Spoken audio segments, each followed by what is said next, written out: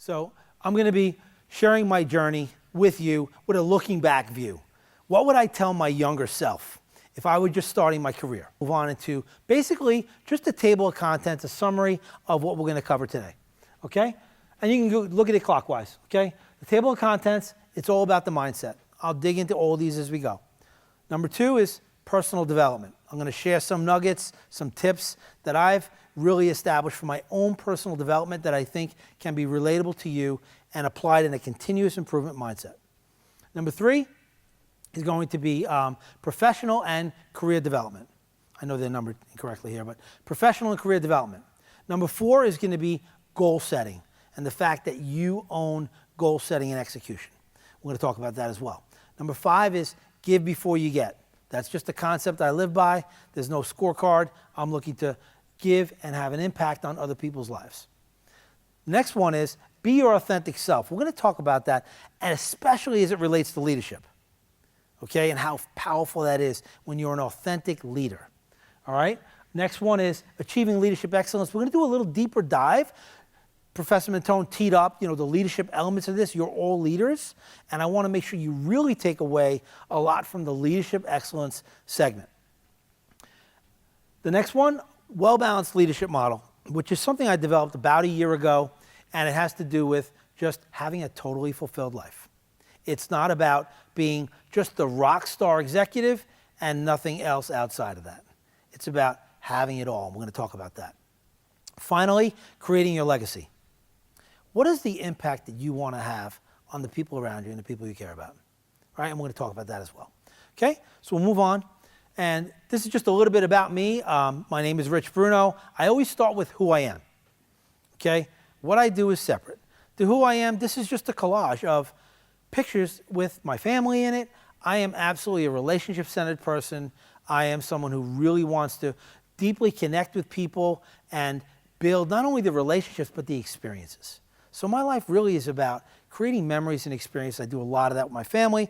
I have 3 children, twins who are in sophomore year of college right now, a boy and a girl, Nick and Jenna, and a younger daughter, Sam. She's a junior in high school.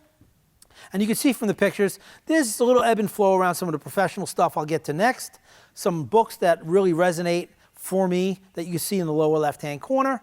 And I'm also an entrepreneur, and I'll get into that a little bit as well. So that's more about who I am, also married for 27 years, and I live in Freehold, New Jersey. Okay, so now what I do. So I'm a retired J&J director. I retired in May of 2019. It was 2 weeks after I turned 55. And I was concurrently building a franchise business outside of J&J. It's a health and fitness program. And I did that for about 7 years concurrent with J&J. And so I got to age 55, raising 3 young kids with my wife. And you can probably imagine, as an active owner-operator in a small business and a very demanding role at Johnson & Johnson, I was running and gunning 100 miles an hour every single day. And it started to wear me down, I'll be honest. I mean, I had to step back and reflect, right? So how could I make my life better? Back to continuous improvement. This is going to be a common theme throughout the entire discussion. I am someone who always wants to continue to improve myself personally and professionally. I had to pump the brakes and say, there's a better solution here. There's no way I can sustain this. And you know what? It's at a cost, right? So I was immersed in my family stuff, but I was racing through everything. And I just didn't like it. So 2 weeks after I turned 55, I retired. I didn't willy-nilly just, tap out. I asked the right questions. I checked the right boxes. I decided to retire. I went on to work on my small business, and about 3 months later, I said, I want to serve other people in another way. We're going to talk about servant leadership later as well. But I want to serve people, have an impact, give to others in a different way. And I decided to get certified as a John Maxwell coach, speaker, and trainer. So I've been coaching and consulting for the last 5 years. You could see a rundown of some of the different things that I'm doing, right? Do some leadership training, executive coaching, speaking, interview skills development, and some other things. But I will tell you, at its core, and this is a really important message for all of you, I absolutely love my life, and I love what I'm doing. And that's where everybody should be. I really believe that wholeheartedly. So Please keep that in mind as we're talking about how do we continue to get better as individuals, as leaders, as professionals. It's all about making it all happen, putting the effort in to fulfill yourselves. I got to bring the screen up again, okay? All right, so let's start with the first topic. It's all about the mindset. Okay, so let me ask you guys a question. So when you go into something and you face some adversity, let's say, right? What happens when you're all in, ready to solve something? Do you think there's a better chance of you getting a good outcome? If you handle adversity in a way that like, I can and I will, right? Positive mindset, your attitude, your perspective. It's your belief system, right? As opposed to, have some of you experienced, you handle a crisis or you faced with a crisis and you flat out don't know what to do. Like you just don't take action. Has it happened to some of you? Just raise your hand. Just be honest, right? So you face adversity and holy smokes, what do I do? So if you do nothing, you don't take action, you're not prepared for the best outcome. You can't make a plan. You don't have a bias toward action. You're just the victim, to be honest. You're just the victim. Okay, here we go again. It's happening again. I knew this was going to happen. That's a very negative mindset, right? Attitude and perspective. Your belief system. I can and I will. The main thing is your mind is your greatest asset. Whether you're applying it in Lean Six Sigma, a project you're working on, your personal life, how you approach things is likely going to determine the outcome up here. Okay? John Maxwell says, Thomas Edison says, if you think you can and you think you can't, you're right. It's just how you believe you're going into something. So I want to play around with a couple of different things. Let's go to our workbooks or handouts, and let's go to the second question, which is about affirmations. Okay? Does anybody know or could describe what an affirmation is? Anybody want to volunteer? What's an affirmation? Absolutely. It's a phrase, a word, something that's going to, thank you very much for that, that's going to influence your thinking, right? It's a motivator, right? So for me, I have, a couple that I use, and it's basically, I can and I will. I'm going to go back, get back on the screen here. Right in the middle, on the right-hand side. Win the day. That's what I used to wake up, feet on the ground, especially in my health and fitness program. We had COVID, everybody knows about that, right? March 16th, business completely shut down. I mean, completely lights out in New Jersey. Nobody's walking into a gym, right? So complete government mandated shutdown. For 6 months, we were closed. In 5 weeks, I lost 60% of my operating revenue. 3 months after, or 5 months after I left my J&J job. So now I was hunkered down. There was no turning back, right? I had to figure out a solution. I woke up every day and I said, win the day. Just win the day today. Work through it. I'm going to find a way out, just like you do, just like you find ways to eliminate waste, right? Or other things in your current experiences here, right? Find a way, no matter what. So I have that image in my office. I see it every single day when I walk in there. Win the day, find a way, no matter what. And that's a mindset that I have. So that's affirmation. So I want you guys to think about an affirmation that you have. Write it down. You could share it back with us or come up with one. Come up with something that's going to motivate you, inspire you to take an action, to get a result. I'm going to give you 30 seconds.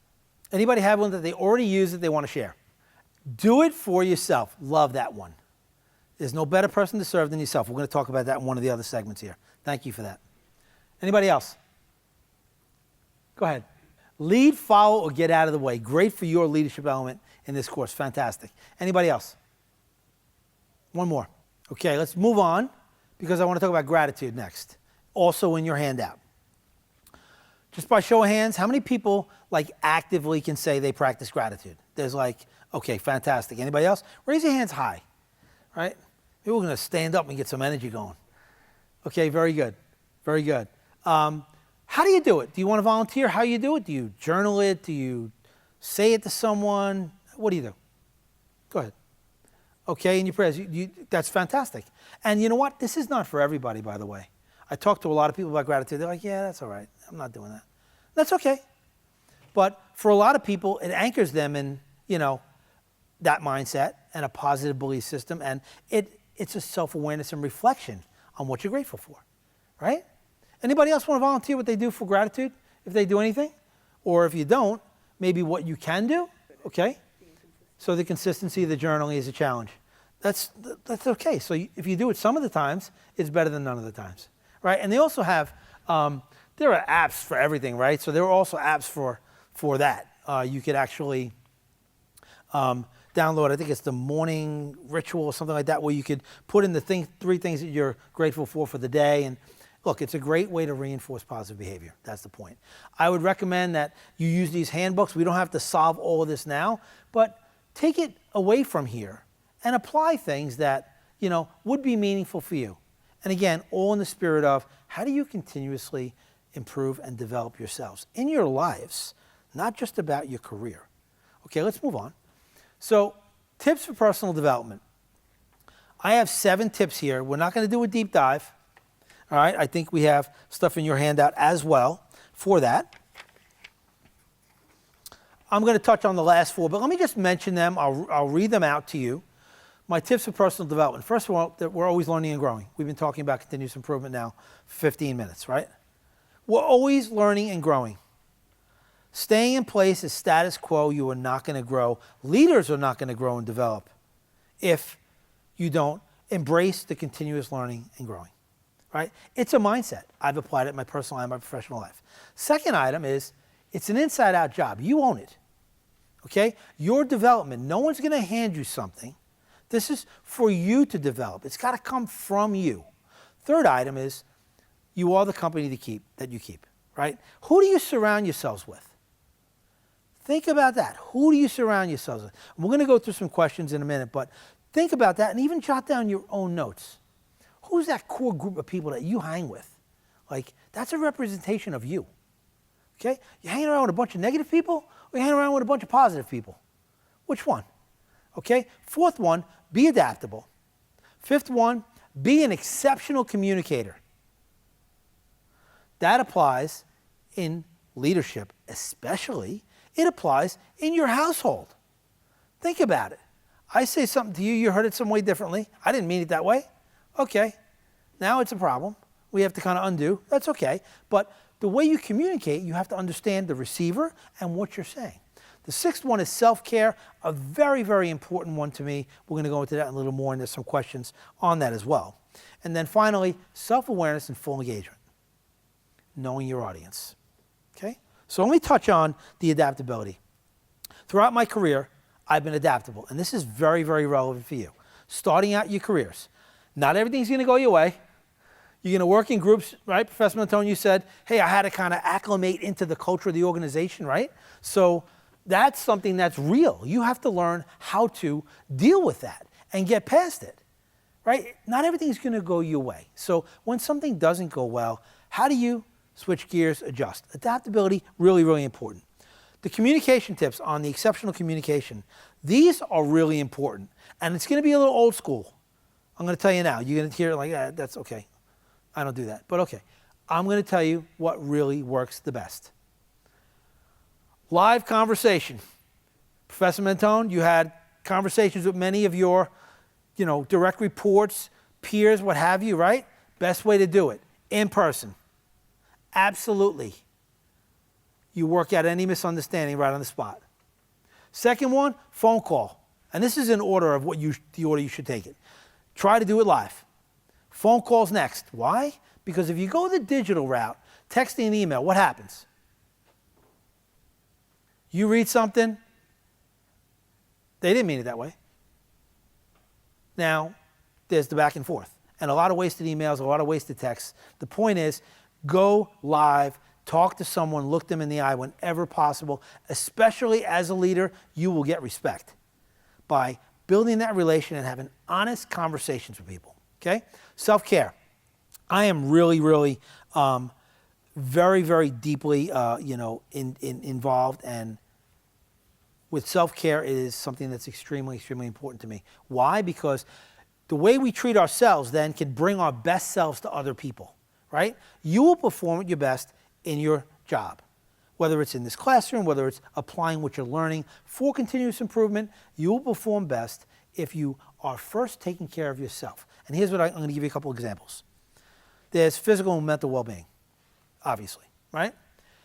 The more you take care of yourself physically, whether it's physical exercise, the right eating habits, rest, maybe it's meditation for some of you, right? The way you start your day prepares you to be at your best.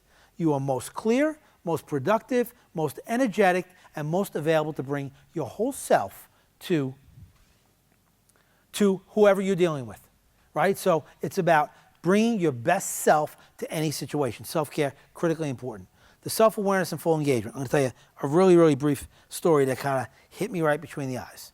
So I was that guy running home from J&J, working on the business like a top, spinning like a top. I would walk in the door. My twins were 8. My daughter was 5. Every day I'd walk in the door with my phone in my hand. Got out of the garage, walked in the house, finishing an email, reading a text, something that was completely irrelevant to them. They didn't care.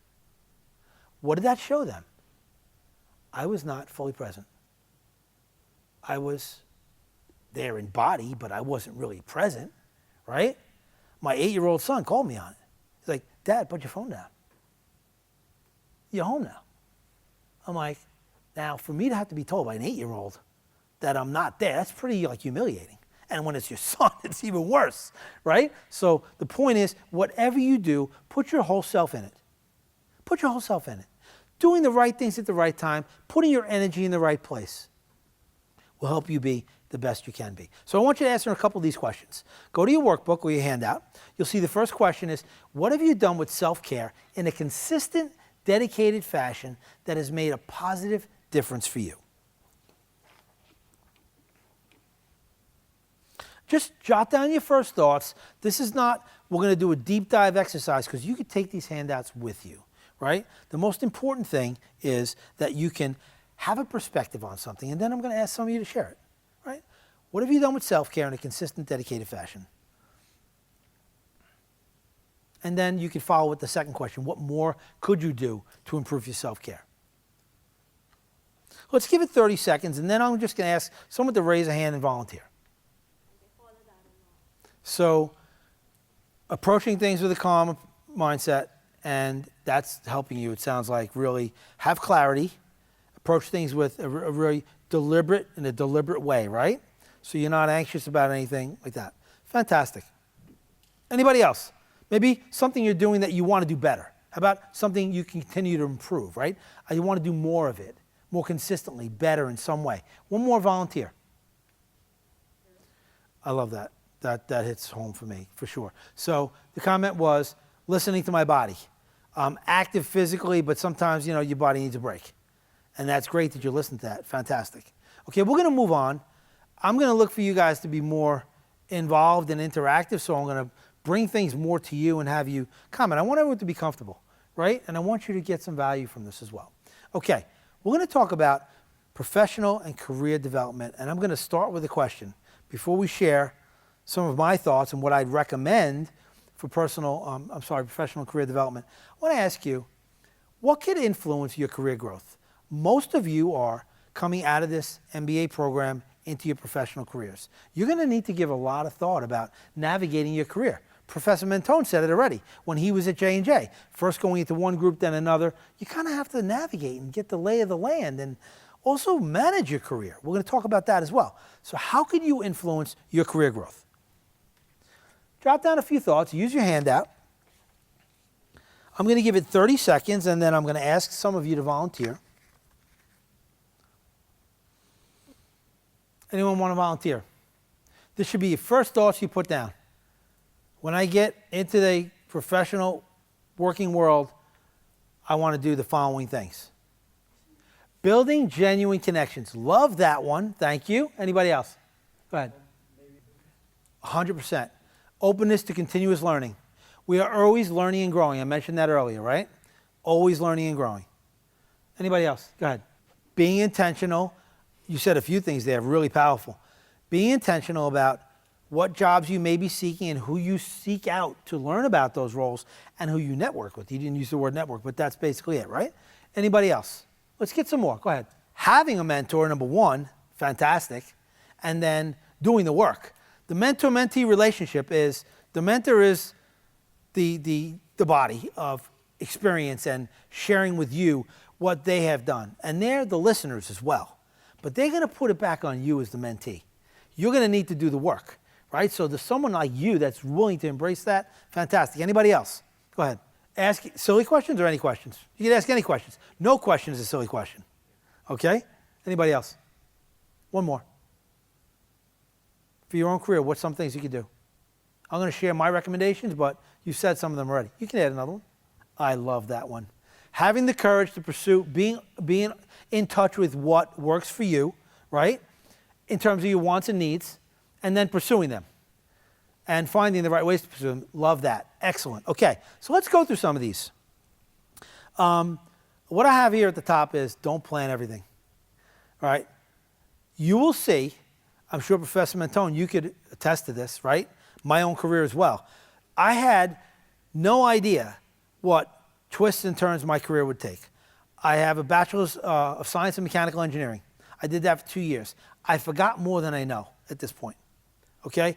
I went into production manufacturing and supervision. Then I went into a logistics role in a corporate environment. I took so many different paths in supply chain, and I didn't know when I started that that would be the projection of where I go. But what I did is I followed my heart. I followed what I love doing. I pursued why I might want to learn about these things. We're going to talk more about that later, a little bit later on here. The next one actually is continue to put more tools in the bag. That's a recommendation I would make to all of you. Do not pigeonhole yourself in, oh, I have to do this or I have to do that. Have an open mind, right? I want to continuously develop myself. How do I do that? Broaden, talk to people, get a mentor, try new things, be adaptable. Get tools in the bag. They will pay off. You go to that manager or director level job 5, 7, 10 years from when you start, they're not going to want someone that knows one thing vertically. They're going to want to know someone that's had different experiences. I've led people, I've run projects, I've done this. Get tools in the bag. Third one, take on developmental or extracurricular assignments. I love this one. This is going to broaden you, right? So for me, my supply chain career, I was deeply invested in talent management and development. I loved working with people, being an effective leader that made a difference in their lives. And we're going to talk about leadership in a little more detail later on. But take on developmental assignments. For me, that was, I wanted to be part of a co-op recruiting strategy. Rutgers is a very big, one of the places we come to recruit at J&J, right? Penn State is another, and then many other big schools. But I was at the center for my division of developing the strategy. Who were we recruiting? What kind of jobs were we giving them? So on and so forth. Take on extracurricular assignments. I've done a lot of stuff in the operations leadership arena because I was just simply passionate about it. Okay, so bring the screen back up. So the final one you touched on, you didn't use the word network, but it's really an important one that we're going to segue into. Okay, so that's going to be the next page in your handout. But it's make connections, build relationships, and grow your network. I will tell you, I didn't always do a great job of that. And I'll tee it up in the next slide. But I want you to really think about networking because we're going to talk about that next. Okay? So let's go right into some of the questions in your handout. And they're shown right up here, right? But I want you to think about these things in 30-second blocks. Okay? Do you have a list of your inner circle? Who are those go-to people that you trust, that you want to align yourself with, whether it's as a student or even going forward into your professional career? Who are the people you want to surround? And if you have a list of them, I want you to write them down. Knowing who your network is very, very important. Just first thoughts, I'm going to go right into the second question. What do you do specifically to build your network? Right? If you're going to be this continuously improving individual and professional, right? What do you do specifically to build your network? We're going to come back to asking you guys for comments on that. And then in this spirit of let's keep getting better, right? What more can you do to build your network? And I want you to list specific things that you can apply with a timeline. So who's ready to talk about whether they have their own inner circle or not? I'm not going to ask you who they are. Just want to know if you have it. And if you don't, you should build it. Fantastic. Good for you. Okay? Who are my go-to people? The people I trust, that I want to bounce things off of, that I want to collaborate with. Those are the people that are in your inner circle. Write a list or develop one if you don't have it. What do you do specifically to build your network? This doesn't have to be your inner circle. You really hit it when you said, talk to the people that can help me understand different roles and build relationships with them. Really, really very important. But what could you do to build your network? Think about it. I love all of that. And thank you for offering that. So for everybody, that is a recipe for, building sustainable relationships. Here's the thing. It takes work. It really does. It's something you have to work at. You can't do it and walk away from it and expect someone else to own it. Whether it's digitally on a LinkedIn platform, whether it's a text message, whether it's having coffee occasionally with someone. I will tell you my own experience. When I was starting my career, I didn't really even think it was important to network. I was this young engineer, had a lot of projects, right? I got a lot of work to do. I can't have coffee with someone. I can't go have lunch. There's no time, right? A lot of us will probably think that way. The default might be, two things. One, I don't have time for that. Second one is, but I don't want to waste their time. Those are the two easy cop-outs for not building a network and building relationships. I will tell you, I learned over time, especially as I became a leader, the importance of the relationships and that it was something that takes work. So I then started to look at it very differently. It wasn't, I'm going to be wasting someone else's time. I was like, you know what? I would be that person that would want to help somebody else.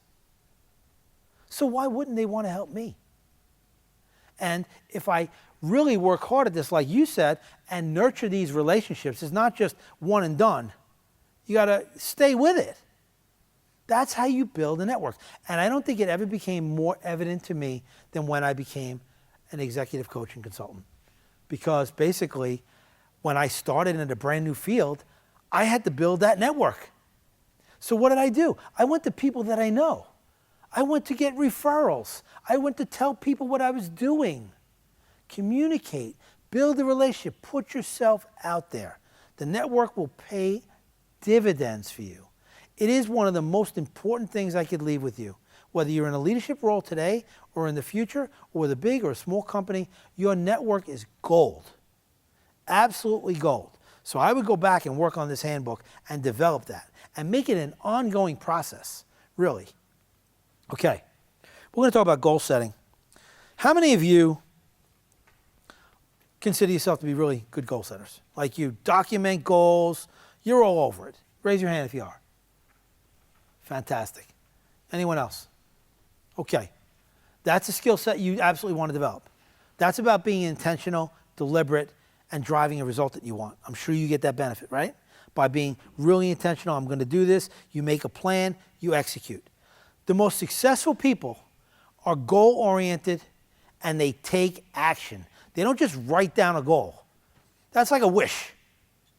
The goal is when you actually put an action plan together with dates, with specific measurements that will drive the result that you want, right? Be an effective goal setter. That's how you'll continue to grow, by challenging yourself. You can set a goal and a stretch goal, but you must set goals. Some statistics for you. 42% of people who document their goals they're more likely to achieve them if they document them. People who share their goals, I like to call the buddy system.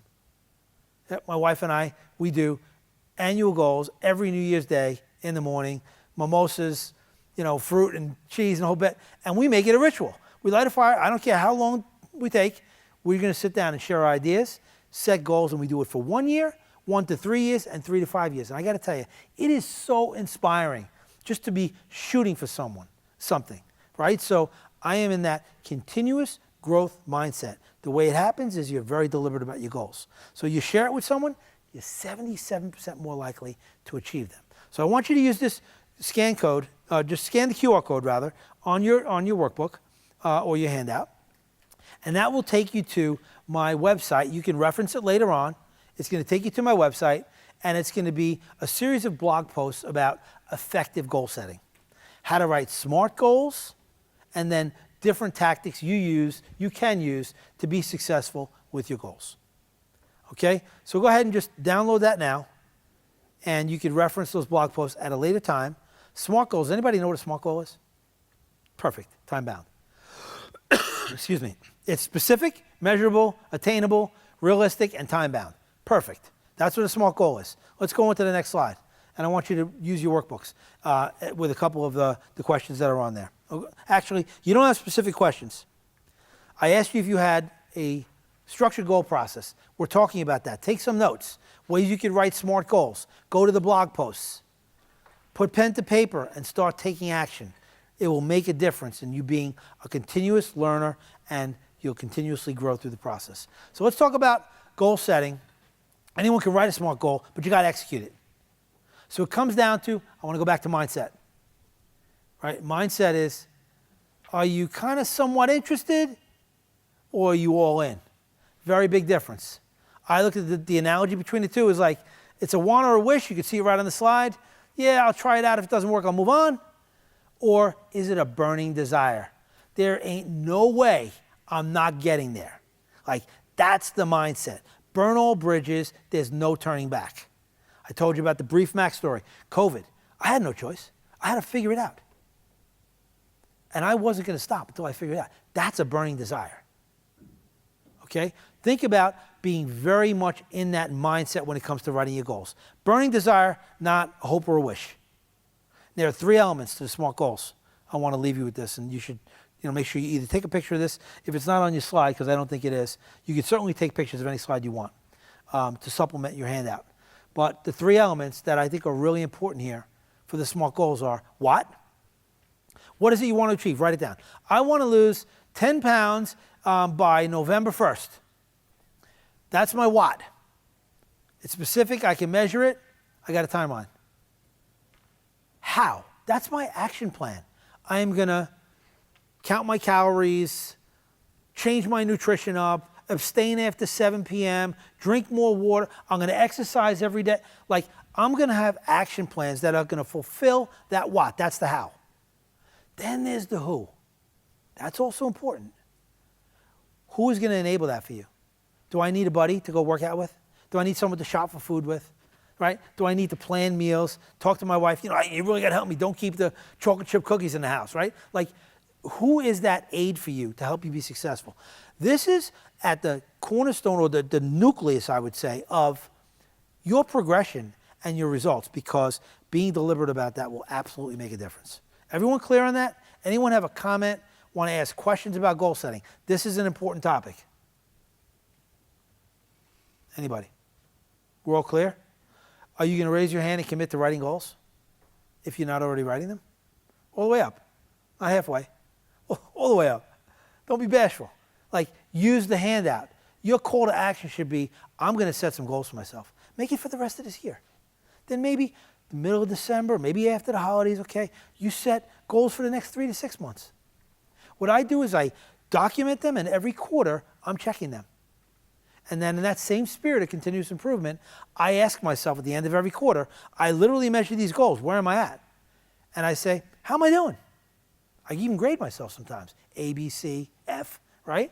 But what I do is I say, what can I do more of? What do I need to do less of?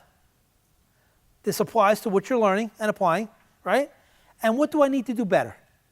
I ask myself those 3 questions, and I write down the answers. And that basically catapults me to the next quarter. Okay, I'm going to make some adjustments. Do more, do less, do better. Think about that, even jot that down. We good? Okay, let's talk about this. It's really just a feeling, okay? This give before you get. We're not going to spend a lot of time on this.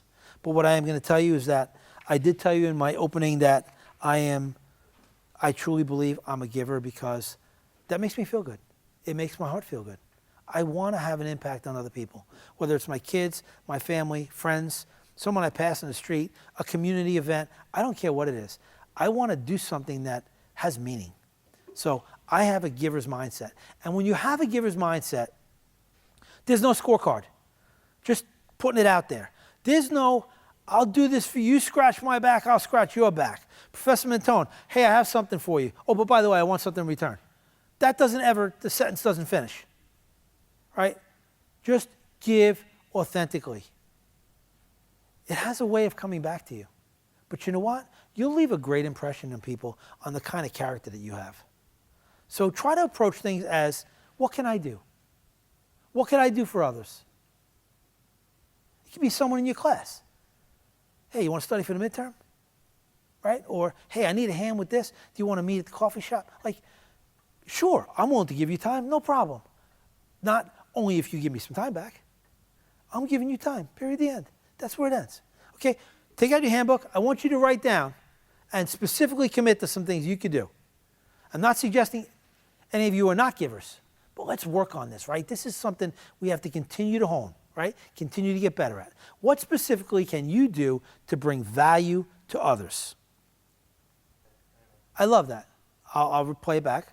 So, took an interview with L'Oreal, got rejected, shared that experience with other people. Hey, maybe here's what I could have, love that, I could do better, right? We could always do better, right? Here's what maybe I could have done to be more competitive. This is what I learned from the interview. This is what you could apply when you interview with ABC company. Doesn't matter, right? Excellent, I love that one. Thank you for sharing that. Okay, so we're gonna move on. This is a really brief one, but I think it really is relatable, especially for leadership. So I just wanna leave you with this thought. There's no slide or handout for this. Again, you're welcome to always take pictures of any of the slides. Be your authentic self. And here's where I'm coming from with that. Professor, wouldn't you agree that it's a lot easier to engage with someone when there's no, I got to read between the lines, figure out, is there an ulterior motive, or they're really not genuine? I'm going to have to kind of figure out what they're really up to. Maybe I can't trust them. I'm sure you've run across, I have, right? People even in great companies like Johnson & Johnson, that happens with. They have their own agenda. As opposed to, you approach someone who genuinely, truly is just going to give you its square, whatever it is, and they build that reputation of trust, right? Authenticity is such a value to have in your interactions in your career. You'll be great leaders if you start with authenticity. Absolutely, and we're going to do a deep dive on leadership in a minute. And that's going to be one of the major sections we go through, because I think it'll be very relevant for you, and I really want you to, really stretch that brain muscle around leadership and the ways you can be the most effective leader. But authentic self is just basically not having a hidden agenda. What you see is what you get with me. There's no, first of all, I think it's too much work. It's like I wouldn't even be able to backtrack my steps. What did I say to this one? Is that was really true or not? It's a complete, you talk about time save, that's a complete waste of time. Be authentic, it will serve you in any of your interactions, and it's really important in leadership. Okay, we're going to move on to leadership excellence. I told you that I got certified as a John Maxwell coach, speaker, and trainer. John Maxwell is all about leadership. I apply a lot of his principles, but I will tell you, I didn't just become a leader because I went to a John Maxwell certification, I read books. I practiced it for my entire career. I got mentored by excellent leaders. I learned by someone else's role model. And I learned the important elements of being a really, really effective leader. And that's something to just be tremendously proud of, to be able to say that you're respected as a leader. Respected doesn't mean you give in. Respected means that you're consistent and fair, you communicate super well, you build relationships, and there are so many more. And we're going to get into them. And I really want you to get to work on these handbooks when we go into this section. But really, leaders are supposed to be developing other leaders. Wouldn't you say, Professor, the greatest honor you can get is if you bring someone up through your organization, they get promoted to be a leader in another area? That's a badge of honor. Like, that's wonderful to be able to do that. So a primary leader's role is to develop other leaders. And it all happens by influencing. That is what leadership is. It is influencing. Absolutely. That's simple. Okay?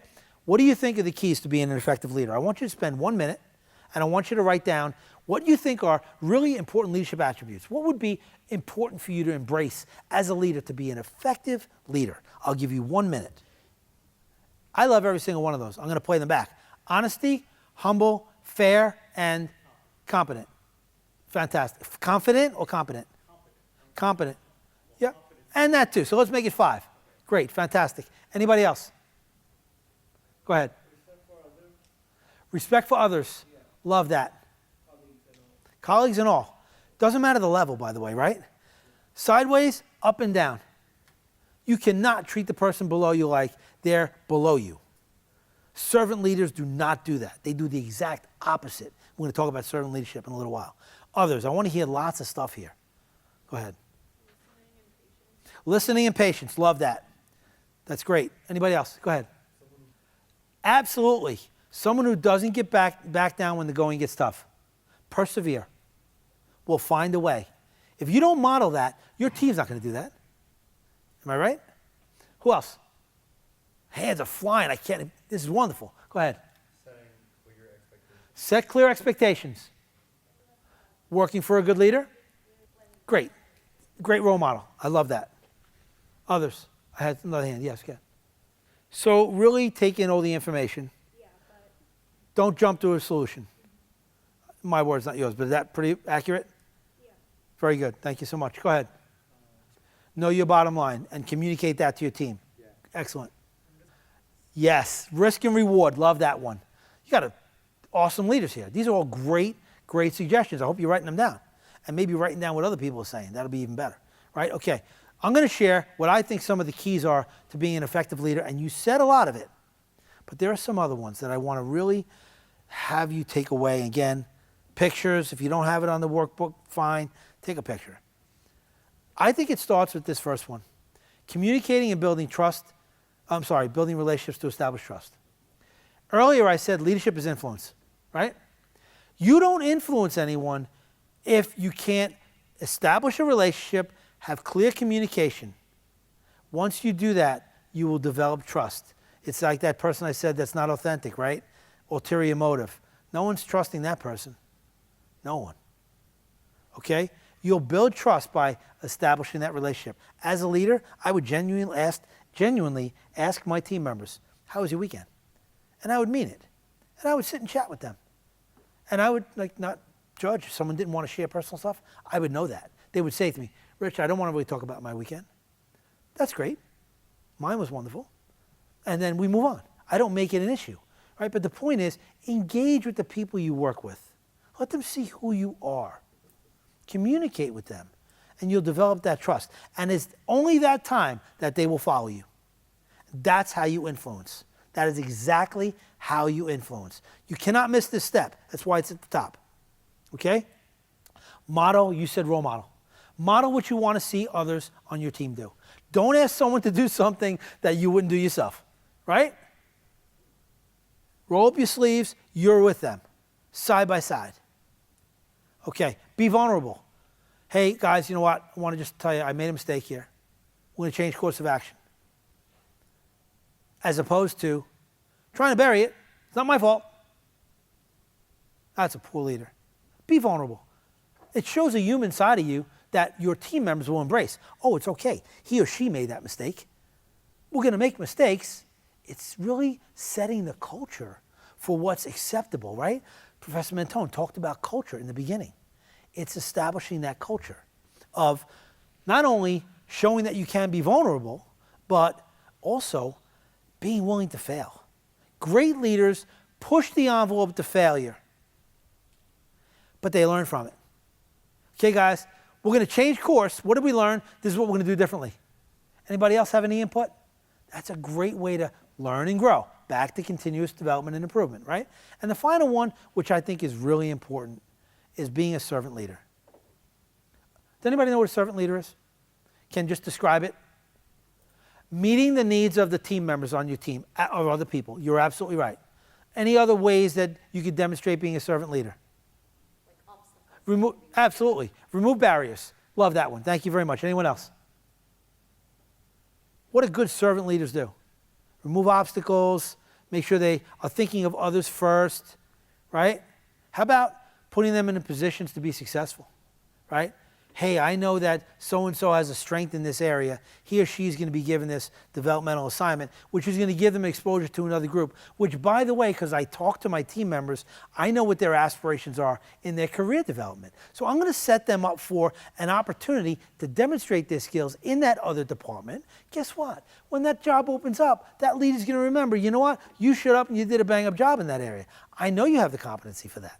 So really great servant leaders are thinking always about their team members and what they can do in a multitude of areas to help them to learn and grow and position them to be successful. That's what a great servant leader does. Okay? Couple of lasting comments on the leadership. Okay? The best leaders I ever worked for were the people that I just described. Communications, relationships, trust. You knew that they had your back. It was okay to make a mistake. It wasn't walking on eggshells. It was a great place to be. They set up a great culture and they were inclusive, right? Great leaders do that and they always focused on the people first. Second thing I learned really through consulting is what I see is some of the weaker points or opportunities for many of the executives that I've talked to and worked with. And I'm going to list out some and I want to see if they resonate for you. If you could see that this would be possible. The ones that have challenges are usually in the areas of delegation. They don't delegate well. They try to do it all. So they really can't scale their organization because they're not even giving their people opportunities to do the work or to grow. They're trying to do it all themselves. Maybe they don't trust their team members. So they don't delegate. They don't hold people accountable.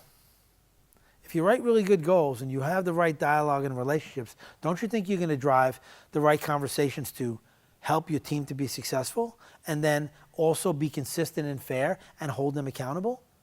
Absolutely. Absolutely. Finally, effective communication. That was what I started with. They lack the ability to communicate effectively. Okay, let's go to the next slide because I want you to spend time on this and I want you to really look at these 10 leadership traits, okay? And then the exercise is going to be that I want you to think about what are the top 3 strengths that you think you have in that whole circle. I'm going to read them out loud. Top 10 leadership traits. Honesty and integrity. You said that before, right? Confidence. We said that one. Inspire others. Commitment and passion. If this is not in your handout, take a picture. Good communicator. Essential. Decision-making capabilities. Know your risk reward. Make a decision. Course correct. Accountability. I just talked about that. Delegation and empowerment, creativity and innovation, and empathy.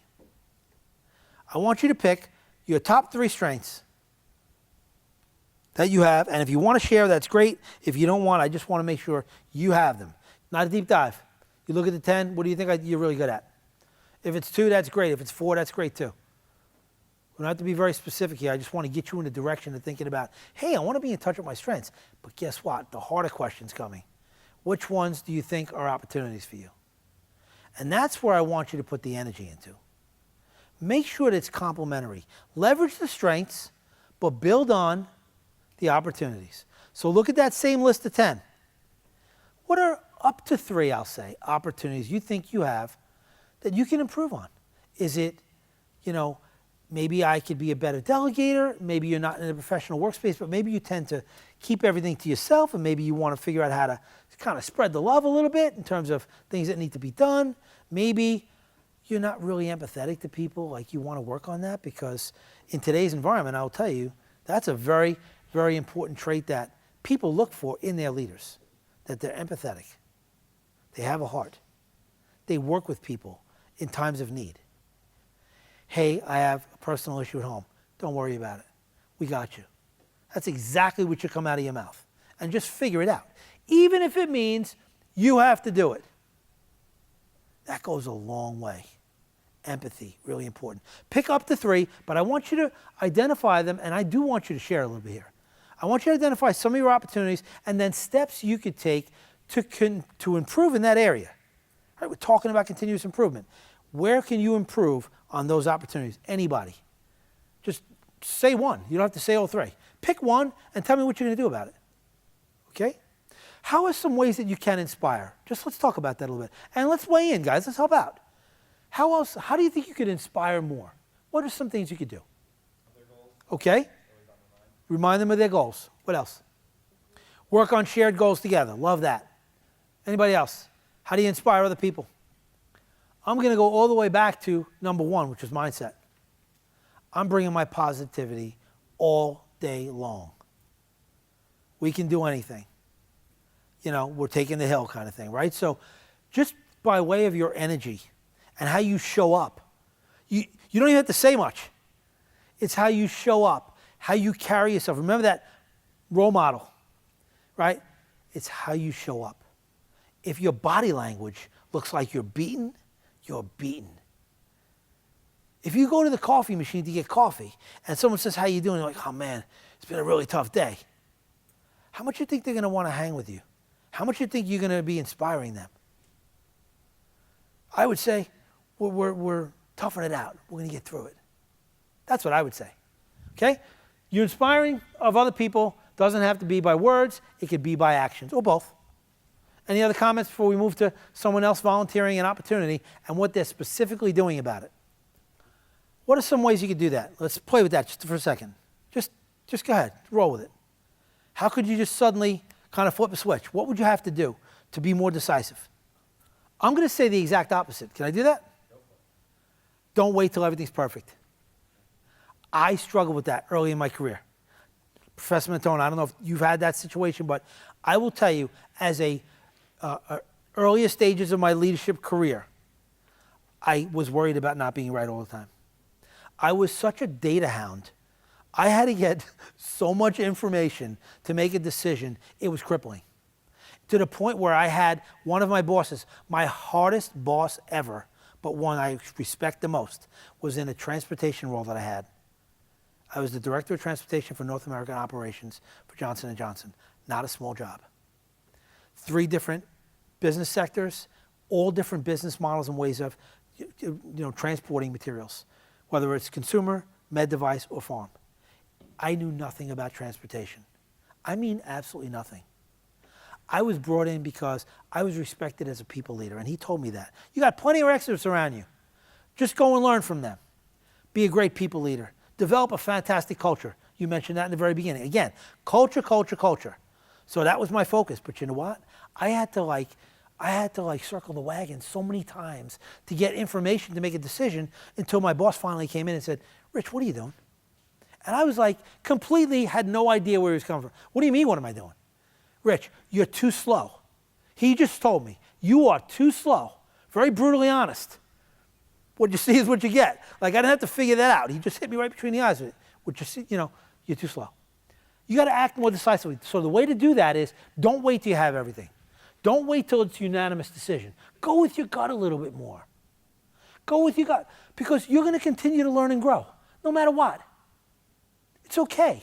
And you know what? You'll show your team that you're willing to take a chance and maybe make a mistake, but you'll learn from it.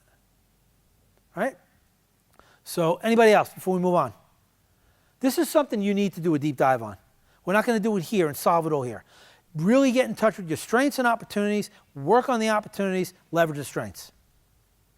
You'll be a phenomenal leader, a very well-respected leader that people will want to follow. Got it? Comments, questions? I want to talk about this. This is really very, very near and dear to me, and we're going to wrap up in a few minutes after this. There'll be other resources for you to go and get. But I do want to spend a few moments on this. Okay? We have about 15 minutes left. I will not take all that time on this, but this is a model that I created just out of my own thoughts about a year ago. And I'll give you the genesis, and I'll walk you through what do these pieces to the pie mean. Right? The well-balanced leader model is all about living a totally fulfilled life. I mentioned that earlier. It's not just about being the rock star executive. It's about being able to have it all. Why not?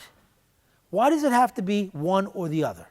I say, don't lose the opportunity to be at your very best as much as you can be. And that means loving what you're doing, but loving your life as well. It's not just the work. When you leave, someone's going to replace you. Okay? I retired. Have a nice day, Rich.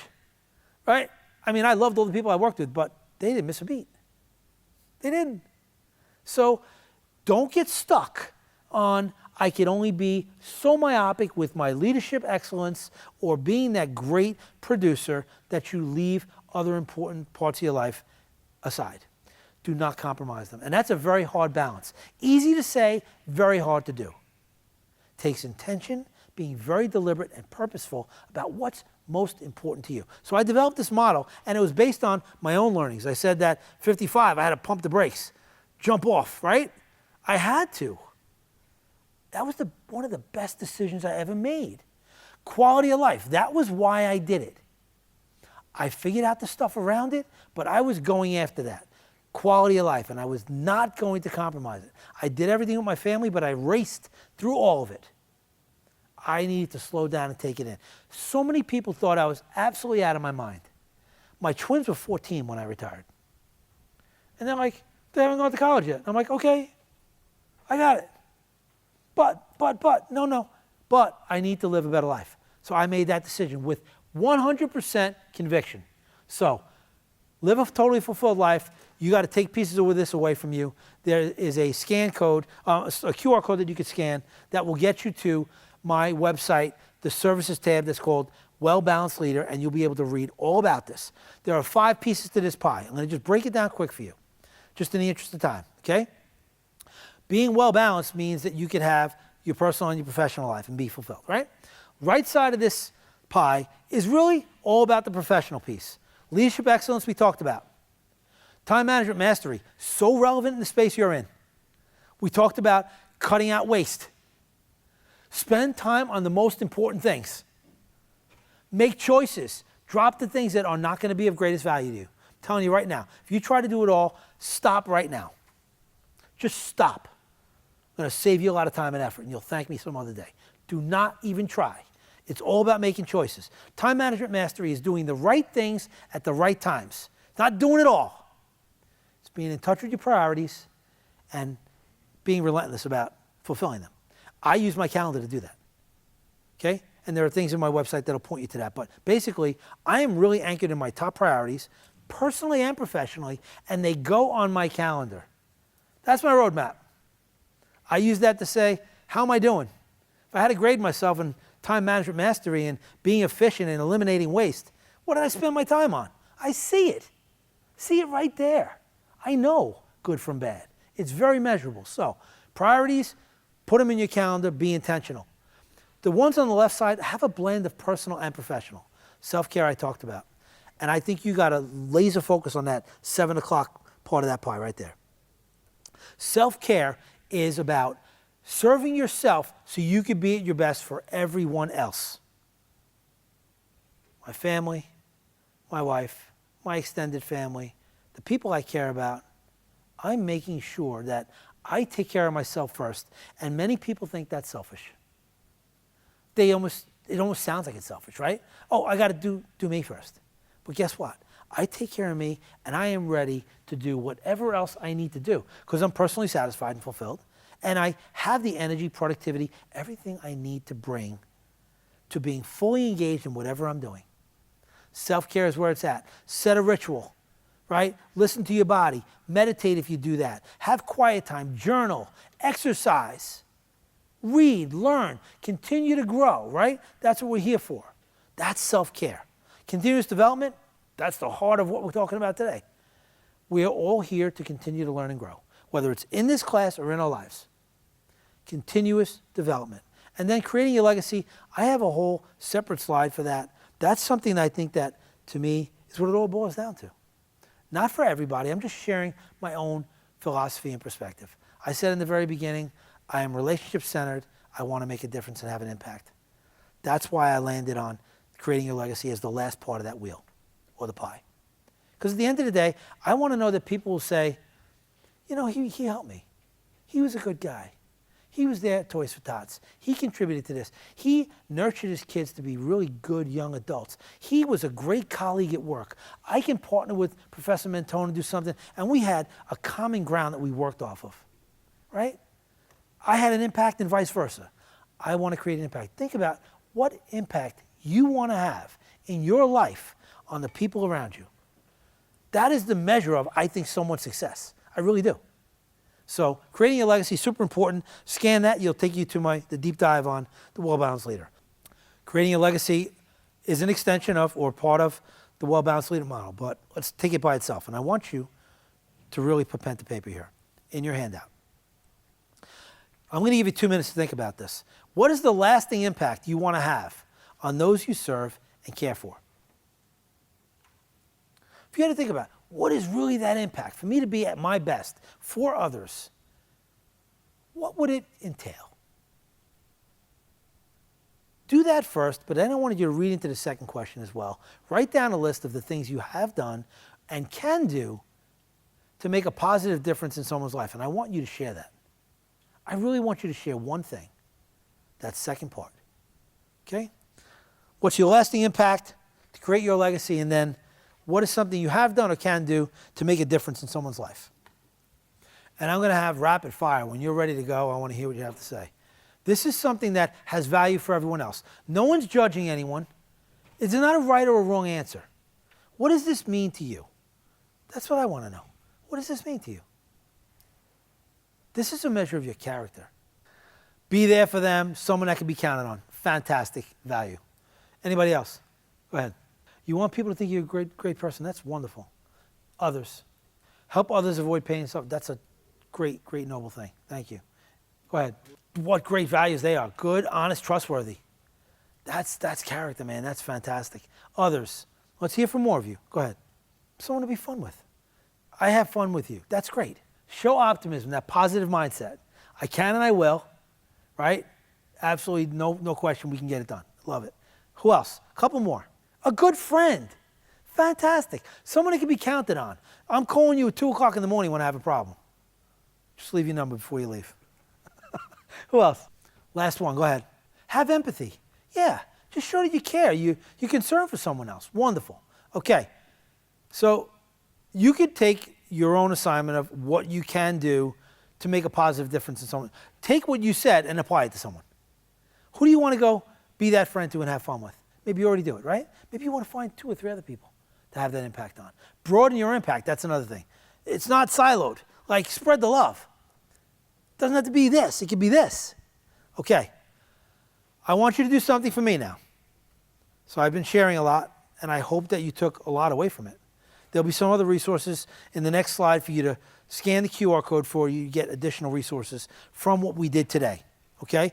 But I want to know what you thought about this. So scan that QR code. This is going to take less than 90 seconds. It's like 4 or 5 questions. And I would just want to get feedback from you that I'll be able to say, okay, it resonated. It didn't. What could I do to have a bigger impact myself the next time I talk to somebody about this? How could I do better? How can I improve? And it's also a way for us to connect, right? You'll have access to me, vice versa, but really I want you to bring it to me. Like, I want to be able to help you in any way I can, even if it's not now. It could be when you're interviewing for a position. It could be when you have your first leadership role. It doesn't matter. This next slide really kind of brings it all together. These are the 9 points that I had in the clockwise as we rolled out. Those 9 keys to continuous improvement in your personal and professional life. So I'm leaving you, and it's in your handbook, I'm leaving you with one sentence that just kind of brings it all home for me. And I'm going to go through them verbally just so I could have it on the recording, but you have it in your handbook. You have it right behind you. Take a picture if you like. First one was mindset. Your mind is your greatest asset, and your belief system can drive positive actions that will lead to the results you desire. Second one was personal development. We're always continuously improving. The investment you make in you is the greatest one that you can make, because not only it benefits you, but it benefits the people around you, right? Professional career development. Navigating your career takes work, and you are the primary driver. That's a very important point. Wouldn't you agree, Professor? Did you ever have a leader that said, I'll just take care of it all for you? Or did they say, you show up, you got to bring to me what it is you want, make sure you make the effort to get there, track record of success, all of that. You own your career development, period, the end. Do not ever expect anyone to do it for you. Be aggressive. I don't mean aggressive, I'm ready to be promoted in 6 months aggressive. I mean aggressive. Have the conversations with your leader. Tell them what you want to do. Ask them how you could learn more about something. Show up. Be invested in you. It will pay off. Fourth one, goal setting. I gave you the data. 42% more likely if you write it down, 77% more likely if you share it with a buddy. Do that. But document SMART goals, and you have the access to that from the prior QR code. Give unconditionally to others. It not only benefits them, but it benefits you. Authentic self, no hidden agenda. It's a waste of time. And it plays out in leadership. You'll be spotted a mile away if you're one of those ulterior motive leaders. I'm telling you. You will be spotted a mile away. And people will start just drifting away from you. You'll be on an island before you know it. Seventh one, focusing on